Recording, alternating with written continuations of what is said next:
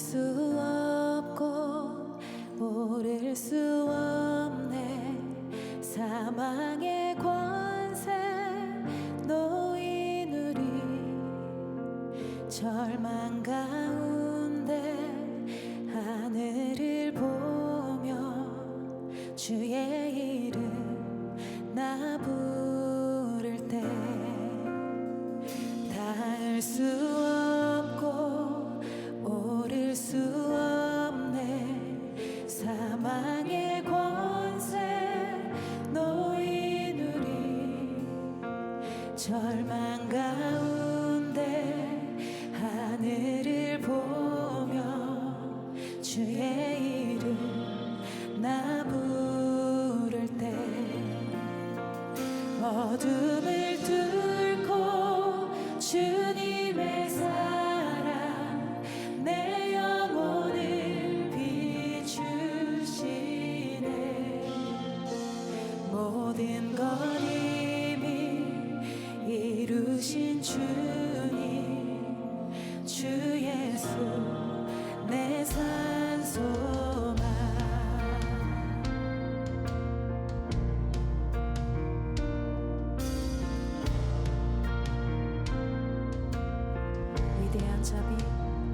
위대한 자비 영원 못하며 한없는 은혜 표현 못해. 내 죄와 수치 지기 위하여 이 땅 위에 주 오셨네.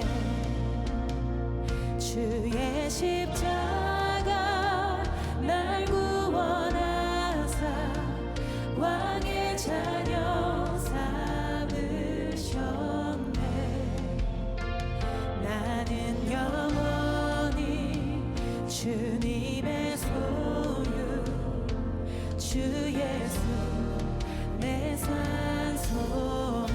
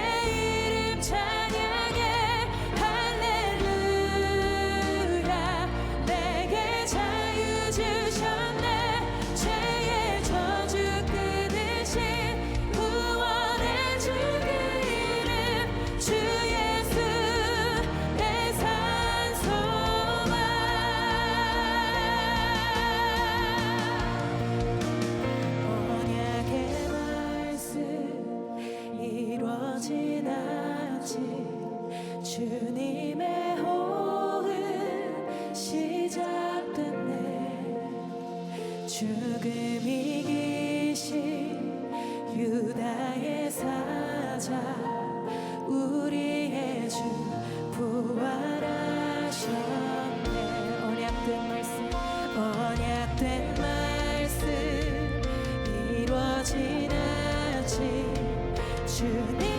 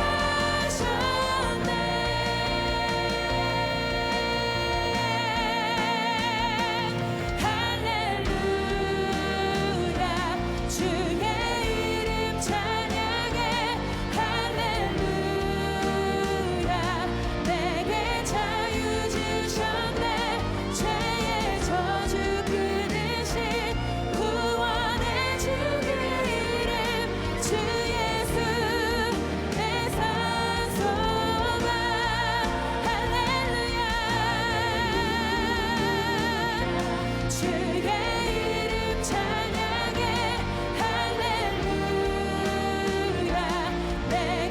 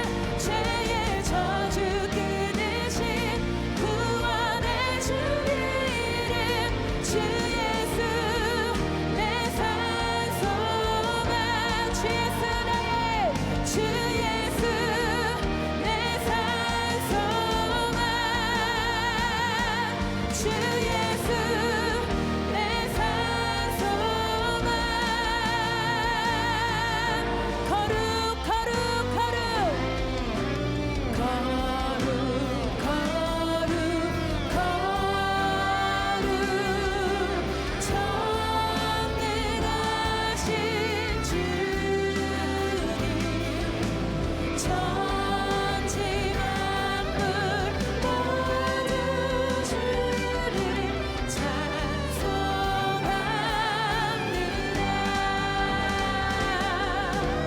거룩 거룩 거룩 정민하신 주님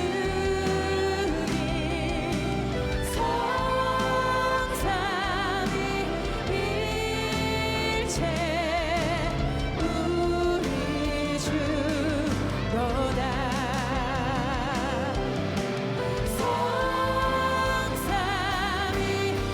성삼위일체 우리 주. 우리에게 영원한 소망과 생명을 허락하신 주님 찬양합니다. 모든 영광 홀로 받으소서. 할렐루야. 모두 자리에 앉으시겠습니다.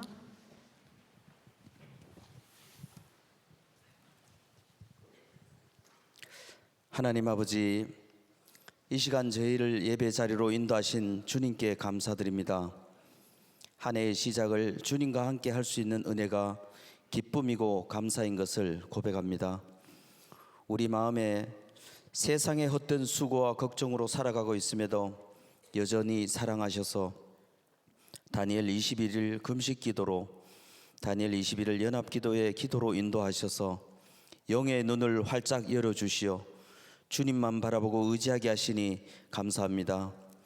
기도를 통하여 우리 안에 있는 완고한 마음이 깨어지고 세상을 향했던 시선이 주님을 향하게 하시며 회개의 영을 부어주셔서 정결한 몸과 마음으로 주님과 온전히 연합한 일상의 삶이 은혜로 가득하게 하옵소서.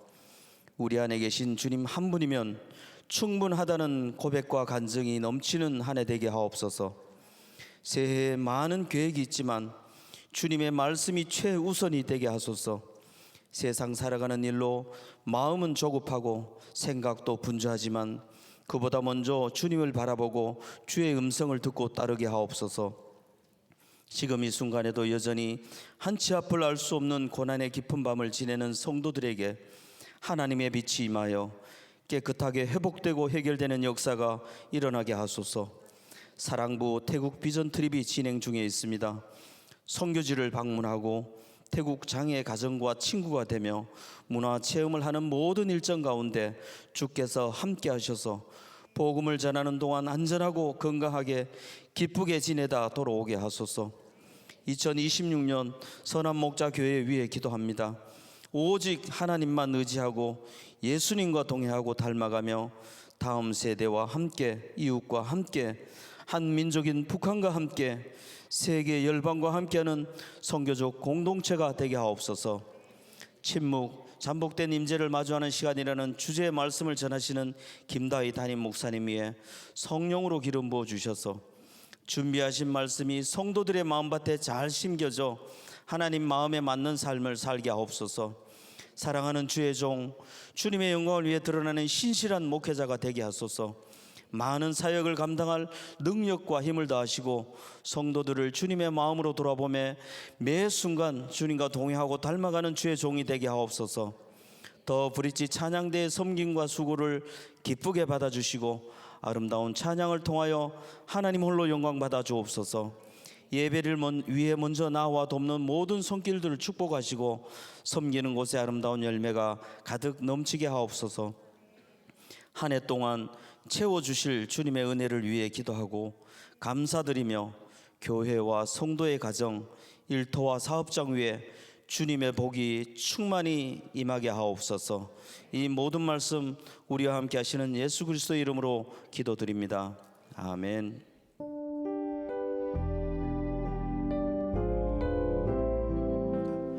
오늘 우리에게 주신 하나님의 말씀은 누가복음 1장 1절에서 25절까지 말씀입니다. 봉독은 5절에서 13절, 18절에서 20절만 하겠습니다. 유대왕 헤롯 때에 아비아주에 배속된 제사장으로서 사가랴라고 하는 사람이 있었다. 그의 아내는 아론의 자손인데 이름은 엘리사벳이다. 그 두 사람은 다 하나님 앞에서 의로운 사람이어서 주님의 모든 계명과 규율을 흠잡을 데 없이 잘 지켰다. 그런데 그들에게는 자녀가 없었다. 엘리사벳이 임신을 하지 못하는 여자이고 두 사람은 다 나이가 많았기 때문이다. 사가랴가 자기 조의 차례가 되어서 하나님 앞에서 제사장의 직분을 담당하게 되었다. 어느 날 제사직의 관례를 따라 제비를 뽑았는데 그가 주님의 성소에 들어가 분향하는 일을 맡게 되었다. 그가 분향하는 동안에 온 백성은 다 밖에서 기도하고 있었다. 그때 주님의 천사가 사가랴에게 나타나서 분향하는 제단 오른쪽에 섰다. 그는 천사를 보고 놀라서 두려움에 사로잡혔다. 천사가 그에게 말하였다. 사가랴야, 두려워하지 말아라.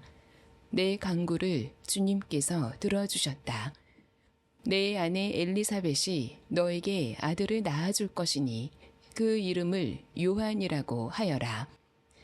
사가랴가 천사에게 말하였다.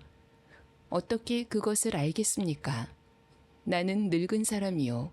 내 아내도 나이가 많으니 말입니다. 천사가 그에게 말하였다. 나는 하나님 앞에 서 있는 가브리엘인데 나는 내게 이 기쁜 소식을 전해주려고 보내심을 받았다. 보아라, 그때가 되면 다 이루어질 내 말을 내가 믿지 않았으므로 이 일이 이루어지는 날까지 너는 벙어리가 되어서 말을 못하게 될 것이다. 아멘. 하나님의 말씀입니다. 모두 자리에 앉겠습니다.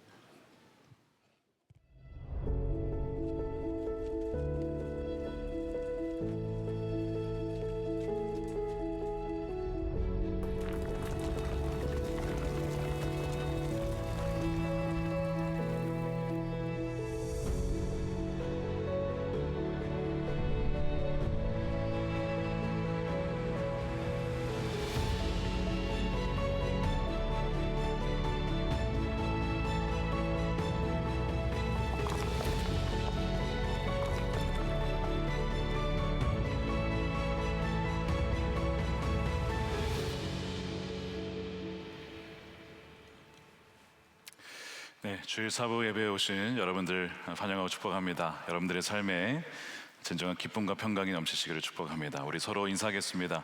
두려워 마십시오. 하나님 함께 하십니다. 인사하겠습니다.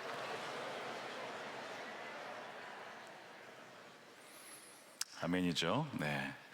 자, 오늘부터 우리 새로운 설교 시리즈를 시작하겠습니다. 누가복음 주의 임재를 마주하는 다리라는 제목으로 우리 1년 동안 누가복음 말씀을 좀 살펴보겠습니다. 오늘은 그 첫 번째 시간으로서 침묵, 잠복된 임재를 마주하는 시간, 잠복된 임재를 마주하는 시간이라는 제목의 말씀을 나누겠습니다. 2026년 올해부터 우리가 새롭게 정한 것 중에 하나가 바로 선한 목자의 길이라고 하는 것입니다. 시편 23편 3절 말씀을 우리가 지난번 살펴보았는데요. 선한 목자께서 자기 이름을 위하여 하나님의 백성들을 바른 길로, 의의 길로 인도해 주신다라는 것에 착안하여서 선한 목자의 길, 영어로는 5B Pathway라고 하는 것을 정하여서 우리 교회 양육 과정으로 이제 또 보완을 하고 또 세우게 되었습니다. 5단계와 또한 다양한 길을 통해서 하나님께서 우리를 인도해 주시는데 그래서 한번 그림으로 한번 살펴보도록 하겠습니다. 선한 목자의 길 맨 위에 보시면 먼저 브릿지라고 하는 다리, 연결되는 것입니다. 하나님과 우리가 수직적인 차원에서 연결이 되어서 하나님을 만나는 것이죠. 하나님을 알게 되는 것입니다. 복음을 통해서 거듭나게 되어지는 이 첫 번째 단계가 바로 브릿지 단계입니다. 두 번째는 그 다음에 빌롱, 서로 소속이 되는 것이죠. 예수님의 몸된 교회로서 서로가 지체가 되어서 가족이 되어서 목장 안에서 서로 위해서 기도해주고 또한 지지해주는 그런 관계가 바로 이 빌롱 두 번째 단계가 되겠습니다. 세 번째는 비컴입니다. 그리스도의 형상을 담고 또한 예수님과 동행하는 자로 말씀의 뿌리를 깊게 주님께 내려서 성장하고 성숙하는 단계, 우리 교회 모든 제자 훈련 과정이 바로 이 비컴 단계가 되겠습니다. 그 다음에 이제 이 빌드 단계는 네 번째인데 바로 옆에 있는 사람을 세워주는 것입니다. 나 혼자만 제자로 사는 것이 아니라 제자를 삼는 제자로서 그들도 예수님을 따라가고 그들도 제자를 삼을 수 있는 사람으로 재생산이 되는 그 과정이 네 번째 빌드 단계, 생명이 계속 번식이 되어지는 그런 단계가 되겠습니다. 다섯 번째는 블레스 단계입니다. 우리가 5N으로 표시되어지는 다음 세대 이웃과 그 다음에 우리 디아스포라가 하나 추가됐죠. 그 다음에 북한과 열방까지 이 영역에 있어서 정말 다양하게 하나님의 사랑을 세상에 축복하며 흘려보내는 단계가 이 블레스 단계고, 그 다음에 다시 브릿지로 이어지는 이 거룩한 선순환이 선한 목자의 길 5B 패스웨이라고 하는 것입니다. 그 중에서도 올해는 바로 브릿지를 우리가 집중적으로 좀 살펴보는 단계가 되겠는데요. 여러분 말씀드린 것처럼 브릿지는 수직적인 만남입니다. 하나님이 우리를 찾아오시는 거예요. 그래서 이 영어로 보니까 어떻게 되어 있냐면 인카운터링이라고 되어 있죠. 인카운터라고 하는 것은 예상치 못했는데 갑자기 하나님을 만나게 되고 마주치게 되는 것을 인카운터라고 표현합니다. 그분의 임재를 예상치 못한 상황과 장소에서 만나게 되어지는 것. 그래서 누가복음을 택한 이유가 바로 여기에 있습니다. 누가복음에 보면 예상치 못한 하나님과의 임재를 경험하게 돼요. 오늘 우리가 살펴볼 사가랴도 그렇고, 여러분 좋아하시는 탕자 이야기에서도 둘째가 돌아올 때 집에서 만난 게 아니라 아버지가 벌써 밖에 나와 있었죠. 예상치 못한 만남이었고, 또한 삭개오 이야기도 마찬가지입니다. 예수님께서 그에게 찾아오셨습니다. 또한 엠마 도상에 절망 중에 있던 이들에게, 제자들에게 예수님이 찾아오셨죠. 그러니까 누가복음을 보면 이 주님을 만나는 이 다리라고 하는 것은 우리가 막 사다리를 만들어서 올라가야 되는 게 아니라 주님이 우리 삶에 찾아오시고 만나주시고 임재해 주신다라고 하는 것, 그것은 예상하지 못했던 시간과 장소에서 우리가 만나게 된다는 것을 담아내기 때문에 누가복음을 택한 겁니다. 그래서 누가는 이것을 쓰면서 데오빌러라고 하는 자에게 하나님의 사랑받는 자라는 뜻입니다. 그 자에게 처음부터 차근차근 정확하게 이 복음을 들려주기 위하여 누가복음을 저술하게 됩니다. 오늘날의 데오빌러는 누구냐? 바로 여러분들입니다. 왜요? 여러분들이 하나님의 사랑받는 자들이기 때문입니다. 그래서 올해 이 누가복음을 통해서 우리가 하나님을 만나고 또 우리의 삶을 총체적으로 회복시키시고 우리의 모든 육체적인, 정서적인, 영적인 모든 끊어졌던 관계가 연결되어지는 놀라운 회복의 은혜를 누리는 2026년 한 해가 되시기를 주님의 이름으로 축원드립니다. 오늘 본문은 사실 400년의 공백이 있습니다. 자, 말라기서 이후에 이 누가복음까지는 400년의 소위 침묵기가 있어요. 근데 우리가 보통 이 중간기, 신구약 중간기를 침묵기, 중간기 이렇게 부르지만 역사적으로 보면 가장 시끄러웠던 기간 중에 하나입니다. 왜냐? 페르시아 제국이 멸망하면서 알렉산더 대왕이 등장하고 헬라 제국이 세워지고 다시 그것이 무너지면서 로마 제국이 세워지는 이 제국의 흥망성쇠가 다 이 400년 기간 안에 담겨 있기 때문에 그렇습니다. 그래서 수많은 나라들이 사라지고 생기고 많은 사람들이 죽기도 하고 또한 전쟁을 통해서 점령하기도 하는 정말 이 피바람 나는 역사가 이 400년 기간 안에 담겨 있지만, 그렇게 요란스러운 이 역사 속에 성경은 단 한 자도 기록되지 않았다는 것은 굉장히 아이러니한 일입니다. 그래서 이 기간이 침묵기긴 하지만 가장 시끄러웠던 시간이었다. 그리고 동시에 사람들은 묻죠. 이 나라를 빼앗기고 또한 폭력과 불의가 난무한 세상 속에 하나님은 왜 아무런 말씀을 하지 않으셨을까? 공의의 하나님은 도대체 어디에 계시는가? 많은 사람들이 이때 부르짖곤 했습니다. 근데 그때만이 아니라 여러분 지금도 비슷하죠. 우리가 이미 참 여러분 들었다시피 이란에 안타까운 소식이 들려와요. 6월 사태로 인하여서 많은 사람들이 이게 시위를 하였는데 그냥 이게 지금 그냥 진압을 한다는 것이 사람들을 다 죽여가지고 적어도 지금 2,000명, 3,000명, 많게는 12,000명 이상이 죽었다라는 그런 이야기도 들려올 정도입니다. 근데 죽은 사람들의 대다수가 30대 미만 청년이라는 거예요. 너무나 안타까운 일이죠. 정말 나라가 경제적으로나 여러 가지로나 참 어려운 상황 속에 이 나라를 좀 바꿔보고자 일으킨 그런 움직임이었는데 그것을 무력으로 진압하는 과정에서 청년들과 어린아이들까지 많은 희생을 당해야 했습니다. 이런 이란의 사태 속에서 하나님은 도대체 왜 가만 계시는 것 같으실까? 왜 하나님은 아무런 말씀을 안 하시는 것 같을까? 이런 상황 속에 제2차 세계대전의 한복판에서 하나님의 말씀을 선포하였던 신학자이자 목회자였던 헬무트 틀리케의 그의 부르짖음을 한번 듣고 싶습니다. 그가 쓴 하나님의 침묵이라는 책에 보면 그가 이런 얘기를 합니다. 당신이 언제까지나 우리의 마음을 의심하게 하려 하나이까? 그리스도시라면 밝히 말씀하소서. 기적을 행해서라도 당신이 그리스도임을 보여주십시오. 당신의 침묵이 얼마나 무서운 결과를 낳는지 모르십니까?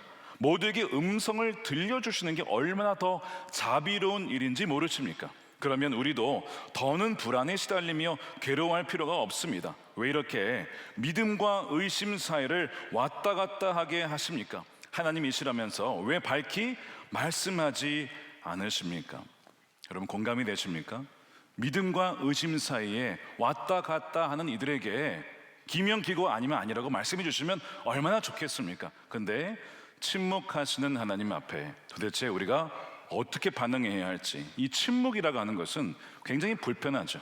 누군가를 만났을 때도 대화가 없이 침묵이 흐르면 어색해서 더 이상 있을 수가 없는 것처럼 하나님, 주님을 택하고 주님을 따라간다고 했는데 아무런 말씀을 안 하시고 정말 불의와 폭력의 세상 속에서 하나님이 어떤 말씀도 안 하시는 것처럼 느껴질 때 이런 틸리케처럼 이런 어떤 하나님께 이런 소리를 누구든지 낼 수가 있다는 것이죠. 참으로 역설적이게도 이 신구약 중간기의 400년 기간은 어떤 기간이었느냐, 또한 철학이 가장 왕성하게 발달했던 시간입니다. 철학의 거장들이 다 이 시기에 있었어요. 소크라테스, 그의 제자 플라톤, 아리스토텔레스를 비롯한 헬라 철학의 거장들이 이때 가장 활발하게 움직이면서 로고스를 논했습니다. 만물의 원리 이치를 얘기하면서 인간의 이성으로 세상을 설명하려고 했던, 가장 이성의 최고조로 달했던 그 시기에 아이러니하게도 하나님의 펜글씨는 멈췄다는 거예요. 하나님의 계시는 그때 하나도 작성되지 않았다라고 하는 것이 너무나 역설적인 상황인 것이죠. 한국이 낳은 철학자 한병철, 피로사회를 쓴 분이신데 사물의 소멸이라는 책에 이것을 가리켜서 자기 생산의 시대다, 이런 얘기를 합니다. 자기 생산의 시대는 무엇이냐면 내 힘으로 인생을 만들어내는 소음이라고 하는 거예요. 그래서 인간이 스스로 정보를 생산하고 모든 것을 설명하려고 할 때 정작 신비는 사라지고 거룩함은 사라지고 그의 표현에 의하면 탈신성화되어서 정작 하나님의 임재를 느끼지 못하게 된다라고 하는 것을 이야기를 합니다. 인간이 공허한 말을 쏟아내고 소음으로 가득 찰 때 정작 하나님의 계시는 들려지지 않는다. 이것이 신구약 중간기 400년의 침묵기였다는 것이죠. 자, 이 역사의 아이러니가 이 사가랴라고 하는 인물에서 이제 만나게 됩니다. 자, 사가랴는 나라를 잃은 이스라엘 민족의 제사장입니다. 요세포스에 의하면 당시에 제사장이 몇 명이었냐? 한 18,000명에서 2만 명 정도 되었다고 해요. 그런데 24계조로 나누어서 1년에 2번씩 일주일간 그렇게 조별로 맡아서 성전에 가서 거기에서 분향을 하는, 기도를 하는 역할을 맡았어요. 그 조에서도 제비를 뽑아서 한 명이 들어가서 이 분향을 하게 되는데 거기에 사가랴가 뽑히게 됩니다. 이건 우연이 아니죠. 일생에 한 번 올까 말까. 자, 2만 명에서 그 한 명 뽑히는 건 쉬운 일이 아닙니다. 근데 뽑혔어요. 그래서 분향을 하게 되는 사람이 바로 이 사가랴이죠. 그래서 이제 백성들은 바깥에서 기도를 하고 제사장은 백성들의 기도 제목을 안고 성전에 가서 분향을 하는데, 자, 개인의 기도 제목이 있겠지만 제사장은 그게 아니라 백성들의 그 무게와 그 침묵 속에 힘들어하는 그 고통을 안고 하나님께 기도를 하는 거예요. 하나님, 이 민족을, 이 나라를, 이 상황을 불쌍히 여겨 주십시오. 자, 그러니까 사가랴에게는 이 민족의 아픔을 안고 기도하는 책임이 있었습니다. 근데 사가랴에게는 개인적으로, 가정적으로 참 안타까운 사연이 하나 있었어요. 무엇이냐? 나이가 들었는데 자녀가 없었습니다. 오랜 시간 자녀를 위해서 기도했을 텐데 자녀가 없는 상황, 이 두 가지가 이 사가랴라는 인물 한 명의 수렴이 되는 거예요. 그래서 이 7절 보십시오. 그런데 그들에게는 자녀가 없었다. 그런데 그들에게는 자녀가 없었다. 엘리사벳이 임신하지 못하는 여자이고 두 사람은 다 나이가 많았기 때문이다. 지금도 자녀를 갖지 못하여서 너무나 힘들어하는 가정이 있습니다. 근데 그때는 더 했죠. 유대 사회에서 자녀를 갖지 못한다라고 하면 하나님께서 복을 주지 않으셨나 보다 이렇게 여겨지던 시대, 게다가 제사장인데, 하나님이 택하신 제사장인데 자녀가 없다, 대를 잇지 못하는 것뿐만 아니라 제사장인데 어떻게 하나님의 은혜를 받지 못했나, 이런 사람들의 수군거림이 있었던 때에 지금 사가랴와 엘리사벳이 살고 있었던 것이죠. 그 두 가지 침묵, 민족적인 고난에 대한 침묵과 개인 가정사에 대한 하나님의 침묵이 이 사가랴의 삶 속에 있어서 그것이 그를 짓누르고 있었던 것이죠. 오늘날에도 사가랴와 같은 분들이 참 많이 있습니다. 말 그대로 이 사가랴와 엘리사벳처럼 오랜 시간 기도했지만 그 가정에는 생명을 주지 않아서, 수십 차례 시술을 했지만 결국 생명이 생기지 않는 것으로 인하여서 포기하고 절망한 그런 가정들이 있죠. 오늘날의 사가랴와 엘리사벳이라고 할 수 있습니다. 또한 수년 동안을 밤잠 설쳐가며 준비했어요. 취업을 준비했는데 번번이 고배를 마시는 거예요. 취업이 안 되는 거예요. 그렇게 믿음이 좋다고 하는데 정작 세상에서는 그 어떠한 것도 누리지 못하는 그런 청년 사가랴도 있습니다. 사랑하는 사람과의 관계가 틀어지고 친척과 가족과의 관계가 틀어져서 이 닫힌 관계가 열리기를 원하지만 여전히 닫힌 태처럼 그렇게 힘들어하는, 관계 때문에 힘들어하는, 또한 관계로 인해서 힘들어하는 사가랴가 또한 있다는 것이죠. 여러 다양한 모습 속에 사가랴가 오늘날에도 아마 오늘 예배하는 사람들 중에, 여러분들 중에 아마 분명히 있으리라 생각합니다. 여러분, 제가 한번 여쭙겠습니다. 여러분의 기도를 하나님께서 들으신다라고 여러분 믿으십니까? 제가 1부, 2부, 3부 다 물어봤거든요. 1부 아무도 없었고요, 2부 3명이 있었고요, 3부도 아무도 없었습니다. 4부가 제일 많았던 것 같습니다. 할렐루야. 근데 사실 여러분, 우리가 기도할 때 하나님께서 들으신다라는 믿음을 가지고 기도하지만 때로는 이럴 때가 있잖아요. 들으시나? 나 혼자 독백하는 거 아니야? 나 혼자 벽 보고 얘기하는 거 아니야? 그럴 때가 여러분 있잖아요. 믿음과 의심 사이에 시소할 때가 있잖아요. 믿음으로 기도하다가도 현실을 보면 아니야, 안 될 거야 하다가도 말씀을 들으면 다시 믿음으로 기도하고, 여러분 이 왔다 갔다 하는 게 저와 어느 일부 사람들의 이야기입니까? 아니면 우리의 이야기입니까? 여러분 우리의 이야기예요. 사가랴도 얼마나 그렇게 기도했겠습니까? 근데 아무런 응답이 없는 수십 년의 세월이 흘렀어요. 근데 여러분 기억하십시오. 오늘 본문에 하나님께서 사가랴의 기도를 들으셨답니다. 뭐라고 되어 있냐면 13절에요. 천사가 그에게 말하였다. 사가랴야, 두려워하지 말아라. 두려워하지 말아라. 내 간구를 주님께서 들어주셨다. 아멘이죠. 여러분들의 간구를 주님께서 듣고 계십니다. 여러분들이 기도하지 않아도 사실 마음속에 차마 이 기도를 하면 누가 들으면 뭐라 할까 하는 그 기도도, 그 마음속으로 하는 기도도 주님은 다 듣고 계신다는 거예요. 헬무트 틸리케가 잠복된 임재라는 표현을 쓰면서 이 신비를 이렇게 설명합니다. 하나님이 우리 기도에 응답하지 않으실 때는 대개 침묵 이면에 그분의 더 깊은 뜻이 있다. 그분은 세상과 우리 삶을 향한 그분의 계획대로 돌을 하나씩 끼워 맞추신다.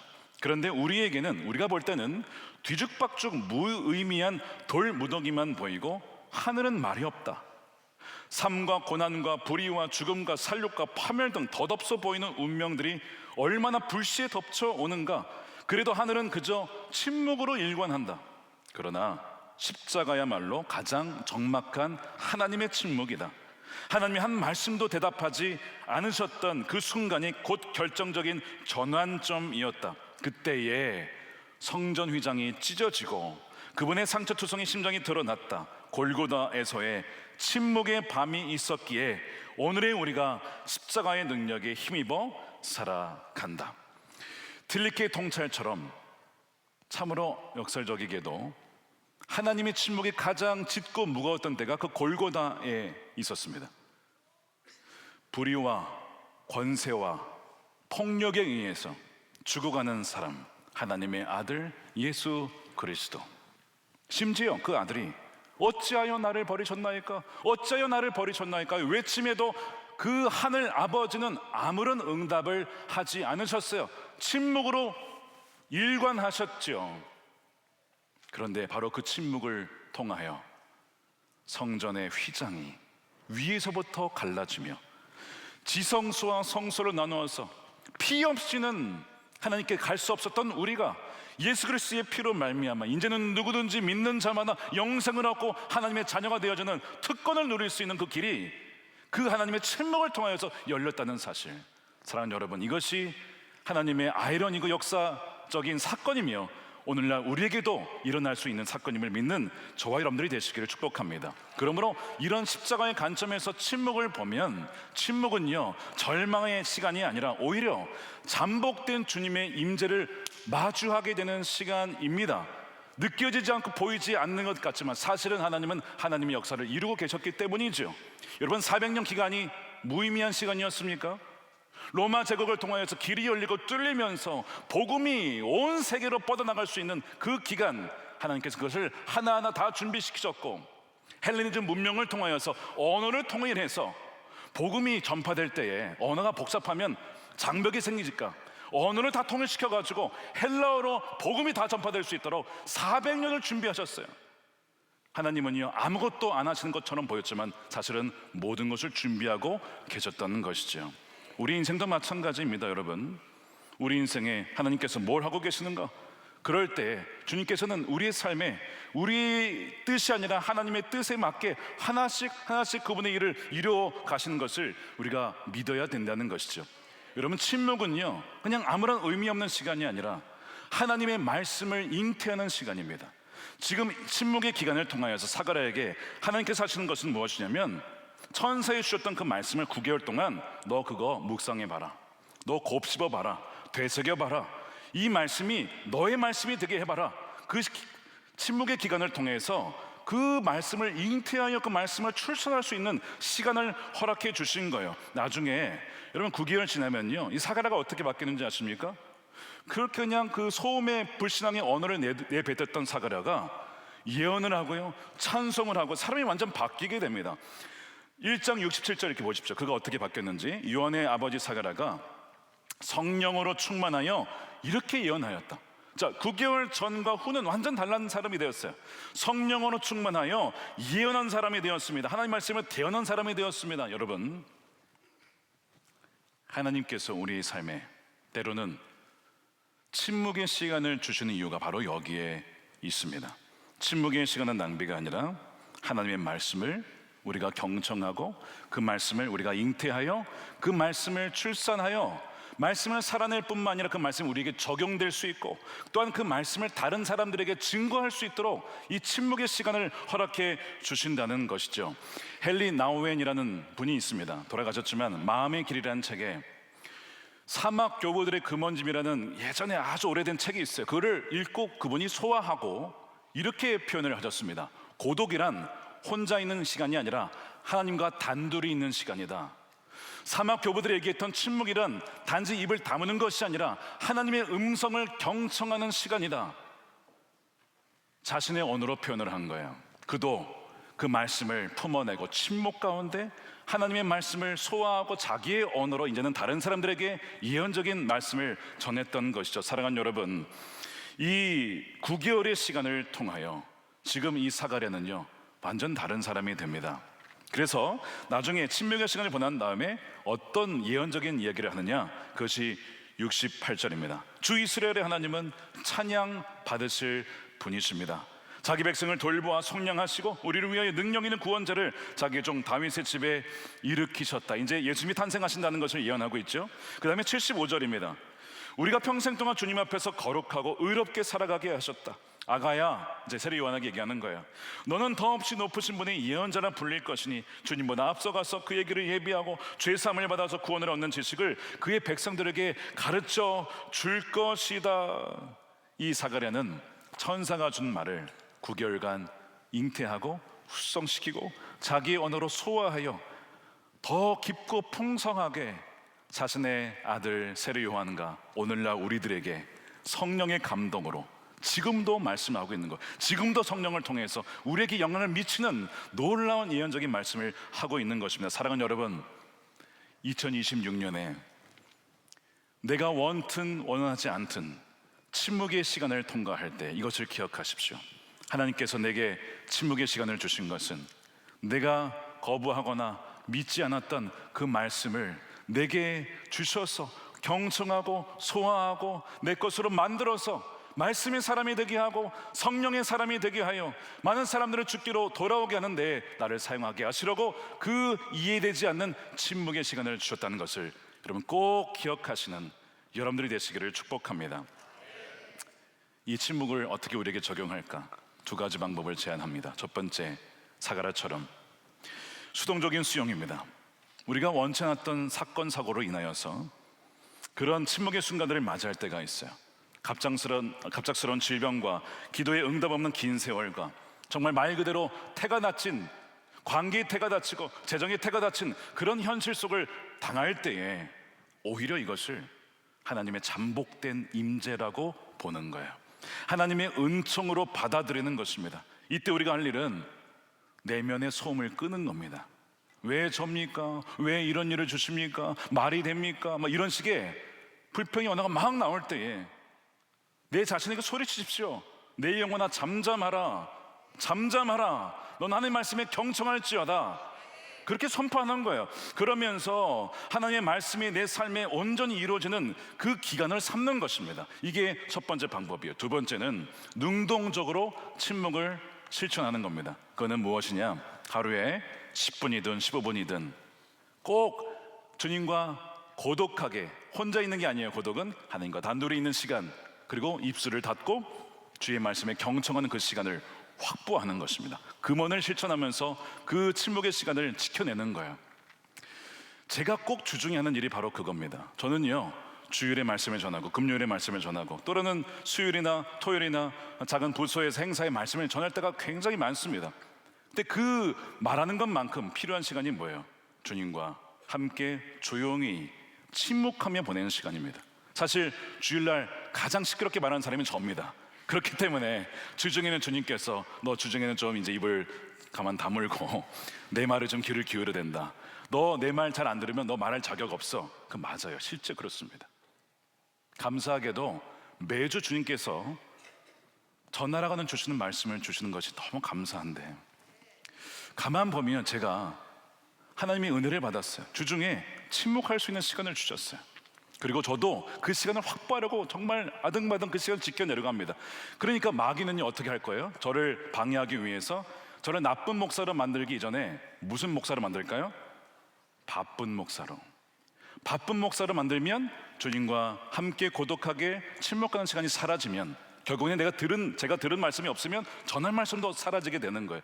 그러니까 마귀는 계속해서 저를 바쁘게 만들 테지만 저는 목숨 걸고 주님과의 그 시간을 지키려고 하는 거예요. 그래서 주위의 분들에게 그 시간을 꼭 지켜달라고, 주님과의 시간을 꼭 보낼 수 있도록 해달라고. 저희가 가장 중요한 스케줄이 주님과의 만남의 스케줄이에요. 그래야만 제 입술을 닫을 때에만 사람들의 이야기를 들을 수가 있고 주님의 말씀을 들을 수가 있고 그 말씀을 저도 소화하여 이 말씀을 살아내고 이 말씀을 통하여 사랑하는 성도들에게 예언적인 말씀을 통해 듣는 자마다 살아나는 주의 역사가 일어날 수가 있기 때문입니다. 사랑하는 여러분, 이것을 여러분들 실천해 보세요. 주중에 하루에 단 10분 15분이라도 그 이상은 더더욱 좋습니다. 기도하는 시간, 말씀을 묵상하는 시간을 통하여 여러분들에게 맡겨진 양떼들 있잖아요. 목장원들이 있잖아요. 자녀들이 있잖아요. 그들에게 여러분들이 예언적인 말씀을 통해 살려내야 되지 않겠습니까? 아가야, 너는 하나님의 사람이야. 아가야, 너 우울증과 공황장애에서 일어나야 돼. 아가야, 너는 하나님이 택하신 사람이야. 하도 세상에서 경쟁적인 이야기, 너는 루저다, 못한다, 이런 얘기를 듣고 아이들이 자라기 때문에 오늘 이 말씀 그대로 하나님의 말씀을 충만하여 이 아이들에게 축복할 때 이 아이들이 변하지 않겠습니까? 살아나지 않겠습니까? 그런 놀라운 역사가 일어나게 되기를 축복합니다. 2차 세계대전 말기에 독일 치하의 쾰른에서 일어났던 일이 있습니다. 나치가 유대인들을 다 잡아 죽였잖아요. 쾰른 지역에 유대인들이 있었는데 그 중에 9명이 있었는데 가톨릭 신자 몇 명이 이들을 숨겨줬습니다. 자신의 은신처 지하에다가 숨겨줬어요. 발각되면 숨겨준 자 다 죽는 겁니다. 그럼에도 불구하고 목숨 걸고 이 유대인들 9명을 지하에 1941년에서 1944년 그 사이에 몇 달을 숨겨주게 됩니다. 근데 그때 그 중에 한 명이 그 지하의 은신처의 벽에 이런 기록을 했습니다. 그것이 나중에 발견되는데 이런 겁니다. 나는 태양을 믿습니다. 비록 어둡더라도. 나는 하나님을 믿습니다. 비록 그분이 침묵하시더라도. 나는 이웃사랑을 믿습니다. 비록 그것이 어디에서도 드러날 수 없더라도. 이 세 줄의 이 말이 굉장한 울림이 있습니다. 지하에서 태양빛이 비춰지진 않지만 태양이 있음을 저는 믿습니다. 하나님의 음성이 명백하게 들려지진 않지만 하나님의 계심을 믿습니다. 이제 핵심은 이제 세 번째입니다. 이웃사랑이 드러나 보이지 않아도 이웃사랑을 믿습니다. 이것은 무슨 얘기냐? 이들을 위해서 목숨 걸고 지켜주는 사람들이 있었죠. 이들을 위해서 음식을 주는 사람이 있었죠. 자기의 옷을 나눠주는 사람이 있었죠. 발각되면 다 죽는 겁니다. 그러니까 드러낼 수는 없어요. 내가 누구를 숨겨주고 있다, 내가 누구를 도와주고 있다, 이런 이웃사랑을 말할 수는 없어요. 드러나지는 않지만 그러나 분명히 그 지하에 목숨 걸고 그 사람들을 지켜주는 이웃사랑이 존재하고 있었음을 그가 그것을 기록에 남기면서, 사랑하는 여러분, 하나님의 임재가 느껴지지 않으십니까? 하나님의 사랑이 느껴지지 않으십니까? 하나님은 분명히 여러분과 함께 계시고 하나님은 우리를 사랑하십니다 하는 것을 지금도 그 벽의 글씨를 통해 말씀하고 있어요. 어떻게 해요? 여러분, 주님의 임재가 안 느껴지십니까? 정말입니까? 여러분들을 위해서 기도해 주신 분들이 있잖아요. 여러분들을 손잡아 주는 분이 있잖아요. 여러분들에게 아플 때 음식해다 주는 분이 있잖아요. 하나님의 음성이 명확하게 들리지 않는 것 같아도 하나님은 그 분들을 통하여 내가 너를 사랑한다, 내가 너를 붙잡고 있다 라고 지금도 주님은 말씀해 주고 계시는 거예요. 침묵 속에 잠복된 임재가 바로 이러한 것입니다. 2026년 우리가 브릿지라고 하는 한 해를 지나갈 때에 우리가 건너야 될 다리가 그겁니다. 눈에 보이지 않고 느껴지지 않아도 하나님은 분명히 우리와 함께 하신다는 그 눈이 분명히 열리는 올해가 되시기를 축복합니다. 그래서 여러분, 오늘 말씀을 정리하면서 여러분, 기적 두 가지가 일어났어요. 하나는 태가 닫혀있던 가정에 태가 열리면서 세례 요한이 태어났습니다. 사랑하는 여러분, 올해 닫혀있던 태가 열리고 정말 질병을 얻었던 분들이 치유를 받는 그 놀라운 은혜가 부어지게 되기를 축복합니다. 근데 여러분, 더 놀라운 기적이 있었어요. 더 놀라운 기적, 바로 사가랴가 변한 것입니다. 9개월을 통하여서 불신앙에 자기의 소음을 냈던 그 사람이 9개월을 지나 성령 충만하여 예언의 말씀을 쏟아내었던 것처럼, 비록 우리의 기도 제목, 우리가 원하는 것이 응답되지 아니할지라도 하나님은 우리에게 성령으로 충만하여서 하나님을 사랑하고 하나님을 의지하는 자, 그렇게 된다면 그것이야말로 진정한 기적의 모습이 아니겠습니까? 참된 기적은 답 없는 현실 속에서도 그 문제보다 훨씬 크신 하나님을 여전히 신뢰하는 것이야말로 진정한 기적인 줄로 믿습니다. 이 놀라운 기적이 여러분들의 2026년 한 해에 구비구비마다 함께 하시며 때로는 잠복하시며 그러나 여전히 떠나지 아니하시는 하나님의 임재 속에 살아가시는 저와 여러분들의 삶이 되시기를 주님의 이름으로 축원드립니다. 아멘. 이 시간 함께 우리 기도할 때 오늘은 좀 침묵 가운데 우리가 기도했으면 좋겠습니다. 한번 눈을 감아 보십시오.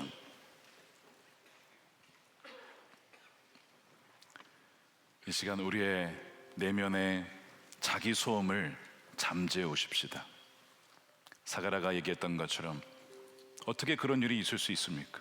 무엇으로 알겠습니까? 저 안에는 나이가 많은데 무엇으로 그런 일이 일어날 수 있는 줄 알겠습니까? 끊임없이 자기 소음의 언어를 내뱉다가 정작 주의 말씀을 제대로 듣지 못하는 우리의 모습. 그래서 우리는 침묵해야 합니다. 입술을 닫아야 됩니다. 그래야만 주의 세미한 음성이 들리기 때문입니다. 너무나 많은 정보와 데이터 속에, 홍수 속에 삽니다. 홍수가 일어나면 물은 많지만 정작 마실 물이 없죠. 많은 소음과 데이터 속에 정작 하나님의 음성을 들을 수가 없는 시대입니다. 시간을 떼어 잠시 삶에서 물러나 주인과의 고독한 그 자리, 단독의 그 자리, 세미한 주의 음성을 듣는 자리를 목숨 걸고 확보하십시오. 이 시간 우리 함께 기도합시다. 주님, 우리 자기 소음의 소음을 끊고 주의 말씀을 온전히 수용할 수 있는 우리가 되기를 원합니다. 주의 말씀을 잉태하는 자가 되게 해주셔서 그 말씀을 출산하고 그 말씀대로 살아나며 그 말씀을 또한 증거하는 자가 2026년 우리가 될 수 있도록 주님 우리를 인도하여 주시옵소서. 믿음과 의심 사이에 왔다 갔다 하는 우리를 불쌍히 여겨주시고 그럼에도 불구하고 우리를 버리지 않고 사랑한다 사랑한다라고 하시는 주님의 그 사랑 안에 온전히 거하게 하여 주옵소서.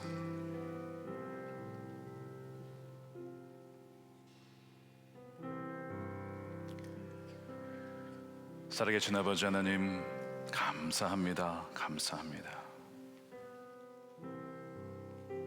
끊임없이 부정적인 말과 회의적인 말과 우리 입술로 세상과 하나님을 설명해 보려고 자신의 이성을 의지하였던 어리석은 우리를 불쌍히 여겨 주십시오. 헬라 철학이 가장 두 높았을 때 오히려 하나님의 계시는 멈추었습니다. 우리도 세상사를, 우리의 인생을 이러저러하다라고 판단하고 평가할 때 오히려 주님은 우리 곁에 계시지 않는 것처럼 느껴질 때가 참 많았습니다. 그럼에도 불구하고 사가랴를 버리지 아니하시고 그에게 침묵을 주셔서 그 말씀을 잘 되새길 수 있도록 기다려주시고 인내해 주신 것처럼 주님 이 시간 사랑하는 주의 성도들을 품어주시고 안아주옵소서. 이해할 수 없는 상황 속에 있는 많은 성도들이 있습니다. 하나님 어디에 계십니까? 하나님 왜 말씀하지 않으십니까? 근데 주님, 우리는 믿습니다. 아기가 엄마 품에 가장 깊은 곳에 안겨 있을 때 비록 아기는 엄마 얼굴을 볼 수 없지만 바로 그때가 가장 엄마 깊은 곳에 안겨 있는 때라는 것을 주님 우리가 믿게 하여 주옵소서. 느껴지지 않는 것 같고 보이지 않는 것 같아도 절대 우리를 포기하지 않는, 우리를 바른 길로 자기의 이름을 위하여 인도하시는 주님으로 인하여 이 시간 감사와 영광을 올려드리오니 주여 2026년도를 주님께 맡겨드리며 선한 목자 되신 주님의 발자국만 온전히 따라가는 우리가 되게 하여 주시옵소서. 이 시간 11조와 감사헌금과 또한 성경금으로 특별히 성경금을 약정하며 먼저 그의 나라와 의를 구하며 나아갑니다. 복음의 빚진 자입니다. 복음의 빚진 자에서 이제는 은혜의 전달자가 되어 다음 세대와 이웃과 디아스포라와 북한과 열방을 향해 주여 사랑을 흘려보낼 수 있는 하나님의 신실한 자녀들 되게 하여 주시옵소서.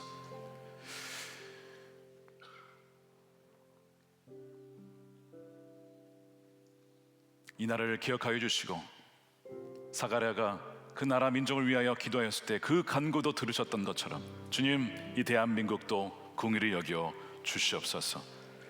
하늘에서 뜻이 이루어진 것처럼 이 대한민국 땅의 한반도에도 온전히 주의 뜻만이 이루어지게 하여 주옵소서. 공의와 진리가 하나님 법의 기초가 되게 하여 주시옵시고 주님 하나님을 두려워하는 하나님의 지도자들을 세워 주시옵소서. 복음이 북한에도 전해져서 북한에 억류되어 있는 김정욱, 김국기 목사님, 최충길 선교사님 비롯한 주의 백성들을 속히 풀어 주시옵소서. 함께 예배하는 그날이 속히 오게 하여 주시옵시고 함께 예배하는 그날 하나님께 영광 올려드리며 한반도 통일과 또한 열방의 중국과 러시아를 넘어 온 열방의 복음의 통로가 되어지는 이 한반도가 될 수 있도록 주여 통일 한반도를 허락하여 주시옵소서. 주님 이란 땅을 공의를 여겨주시고 주님 이란을 위해서 우리가 함께 기도하며 나아갈 때에 하나님 바로 이 어려움을 통하여서 온 세계 그리스도인들을 통하여 이란을 위해서 기도하게 하신 하나님의 크신 뜻이 있음을 우리가 믿고 감사드립니다. 하나님 이란 땅에 악한 정권이 무너지고 모든 경고원전이 무너지고 하나님 나라가 임하는 그날이 속히 오게 하여 주시옵소서. 주님 땅끝까지 복음에 전파되어서 복음의 장벽이 무너지고 주님이 다시 오신 그날을 예배할 때 착하고 충성된 종이라고 맞이하는 놀라운 은혜를 다 누리는 우리 선화목적교회 모든 예배자들이 되게 하여 주시옵소서. 감사하며 우리 구주 예수님의 이름으로 기도드립니다. 아멘. 다 같이 일어나셔서 준비하신 예물 드리며 주품에 찬양하겠습니다.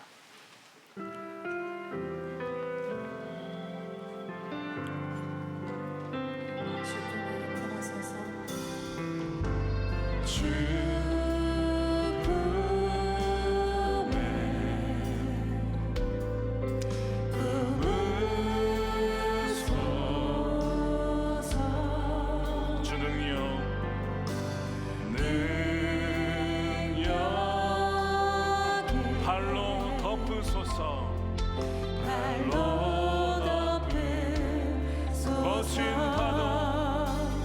거친 파도 날 향해 와도 주와 함께 날아오리니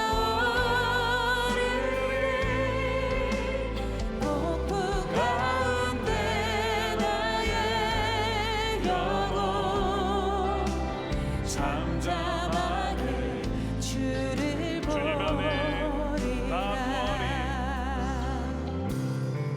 주님 안에 나 거하리 주 능력 나 잠잠히 믿습니다. 주 능력 나 잠잠히 믿네 거친 파도 날 향해 와도 주와 함께 날아오리니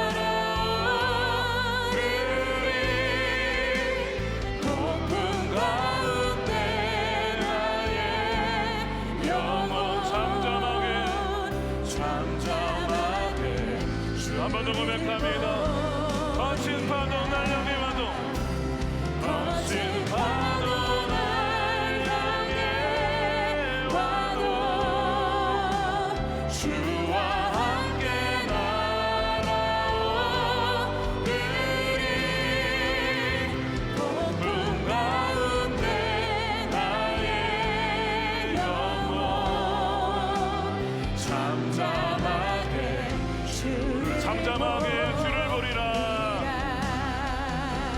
잠잠하게 한 번 더 고백합니다. 잠잠하게 주를 보리라 잠잠하게 주를 보리라 모든 영광의 박수 주님께 올려드립니다. 할렐루야. 축도하겠습니다. 이제는 우리 주 예수 그리스도의 크신 은혜와 아버지 하나님의 충만하신 사랑하심과 성령님의 가망 없는 교통 내주하심이 하나님이 침묵하시는 것 같은 상황 속에서도 잠복된 임재로 늘 우리와 함께 하시는 주님이심을 믿고 신뢰하기로 다시 한번 결단하는 사랑하는 주의 백성들 머리머리 위에 저들의 가정과 일터와 사랑하는 자녀들과 다음 세대와 주의 몸된 교회와 조국 대한민국과 이란 땅과 열방 가운데 영원히 함께 하시기를 간절히 축원하옵나이다. 아멘.